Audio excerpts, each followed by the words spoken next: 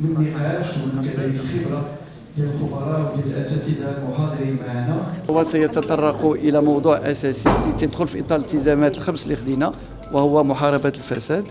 واليوم اعتبرنا انه من الضروري من الوصول الى ذلك، اولا تقليص من التضخيم التشريعي وتكون تبسيط المساطير الاداريه وتكون الشفافيه تامه في هذا الاطار. ثانيا ان يكون هنالك قانون خاص ضد تضارب المصالح ويتم تجميع كل ما هو مرتبط في هذا الاطار على الصعيد الوطني. ثالثا العمل كذلك على تحويل الامتيازات والرخص الى دفاتر تحملات واضحه بالنسبه للجميع وتصاريح، وترى انطلقنا فيه سنواصلوا في هذا المجال.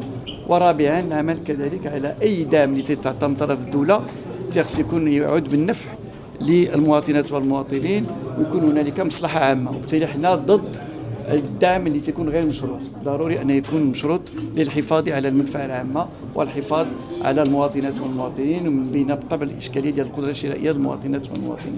وأخيرا أنه الرقمنة فهو يشكل كذلك قاطرة اللي غتساعد باش أنه تسهل هذه المأمورية، ومن خلال كذلك الذكاء الاصطناعي باش أنه يكون هنالك شفافية أكثر، وأنه يكون هنالك استرجاع ثقة ديال المواطنات والمواطنين في المؤسسات المنتخبة، وكذلك في ما هو اقتصادي بالنسبة لبلادنا، خصوصا بالنسبة للمقاولات الصغرى المتوسطة باش نضمن لهم كذلك منافسة شريفة. شكرا. حزب الاستقلال اهتم دائما بموضوع محاربة الفساد، وهذا غتوجدوه في مختلف الأدبيات والمرجعيات ديال الحزب.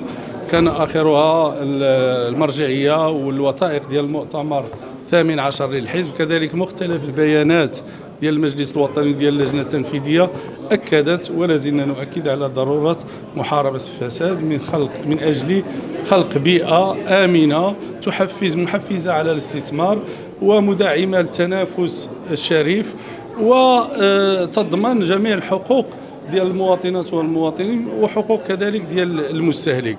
فنعتبر أن بلادنا لا يمكن أن تحقق التنمية المنشودة بالوتيرة وبالسرعة اللي باغيين فيها بدون أن نتصدى لمختلف مظاهر الفساد.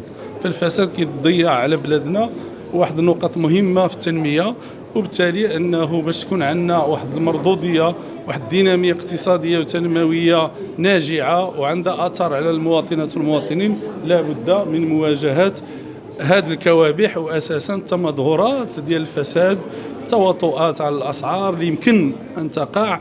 وعندنا هنا مجلس المنافسة، وكاين كذلك الإطراء الغير مشروع، وكاين كذلك موضوع ديال تنازع أو تضارب المصالح إلى غيرها من الأمور التي ينبغي أولا إيجاد الإطار القانوني لها باش نأطروا هذا الموضوع للتصدي القانوني له ولمختلف مظاهر وأشكال ديال الفساد، وكذلك الاهتمام بالوقاية، لأن هذا مهم جدا، أنه الوقاية من الرشوة ومن مختلف مظاهر ديال الفساد.